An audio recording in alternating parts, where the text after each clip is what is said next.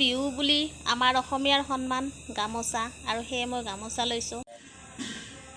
শৰতৰ সন্ধিয়া, আজি হৈছে কাতি বিহু, আৰু কাতি বিহুৰ উপলক্ষে চাকি বন্তি দি ধূপ চাকি সেৱা কৰিলোঁ। বছৰটো যেন ভালে কুশলে চলাই নিয়ে ভগৱানে।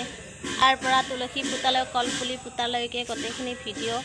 আৰু এইখিনিতে এটা কথা ক'ব লাগিব যে মই কাতি মাহত জন্ম পাইছিলোঁ, কাৰণ অহাকালি ৰবিবাৰ হয়, ৰবিবাৰৰ দিনতে মই জন্ম পাইছিলোঁ। সেয়ে কাতি বিহুৰ পিছদিনাখনে মোৰ জন্মদিনটো পালন কৰে। যদিও মই অক্টোবৰ মাহ পাইছিলোঁ, তথাপিতো ঘৰৰ মানুহে আমাৰ কাতি বিহুৰ পিছদিনাখনে জন্মদিনটো পালন কৰে।